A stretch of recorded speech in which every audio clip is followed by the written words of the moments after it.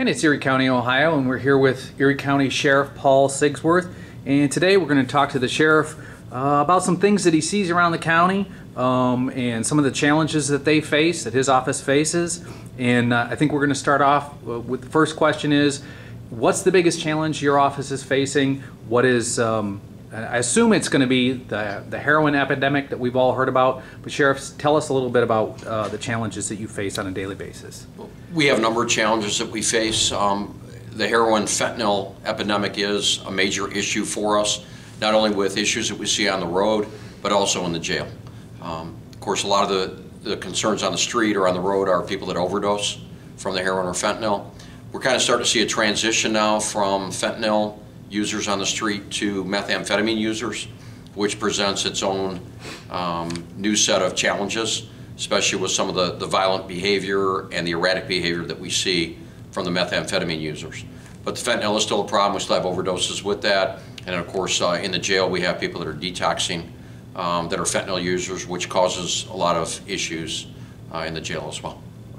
Okay, and then so transitioning from the heroin and methamphetamine issue, talk to me a little bit about the medical marijuana issue and the challenges your offices face as far as what do people need to present to you. You know, you pull somebody over and they have marijuana in the car with them.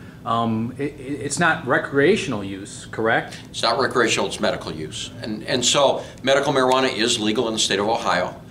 We all understand that, and as long as people are in compliance with the laws regarding the use of medical marijuana, there is no issue. And they will be dealt with regarding, you know, if they're stopped for a traffic violation, the traffic violation will be dealt with, and they'll be free to go on their way. The issue is if they have marijuana that is still, you know, that is not medical, then we'll have to deal with that. So what do they have to present to you to prove to? There's an ID card that they can get, you know, the ID card through the state for the medical marijuana use. Okay. So then let's transition from the drug topic to maybe traffic enforcement.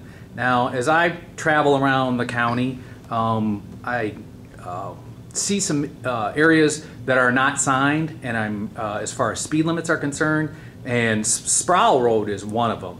So can you talk to us a little bit about speed limits in unmarked areas? Yeah, the rule of thumb in the statute says that if you're in an area outside of a municipal corporation, if the road is not otherwise signed or with a reduced speed limit, then the speed limit is 55. So that's what everybody needs to go by. If it's not signed with a lowered speed limit outside of a municipal corporation, the speed limit is 55. All right.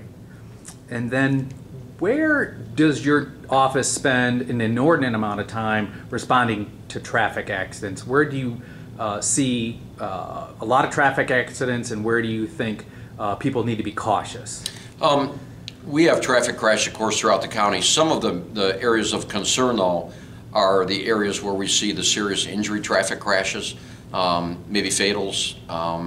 Some of those are, off the top of my head, the Route 60 corridor, Route 60 at Darrow Road, Route 60 at Mason Road, those crossroads out there. And in the west end of the county, we have a lot of problems at 269 in Portland. We have injury traffic crashes there. Route 4 at Strecker Road is another problem intersection. And State Route 101 west of Castalia, in the curves there right before you get to the county line.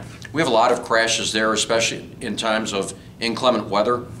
I think a lot of people are coming eastbound toward Castalia, you know, driving that 55-mile-an-hour speed limit, and now they hit those curves. Those curves are icy, and we have a lot of crashes there as well. So they're throughout the county. The biggest concern, though, will be especially the intersections where we have those serious crashes. Generally, it's because someone has failed to yield the right-of-way from a stop sign, and they pull out from another vehicle. Gotcha. Well, Sheriff Sigsworth, we appreciate you spending some time with us today, and we'll be back to interview you again in the future. Thanks for the opportunity. Thank you.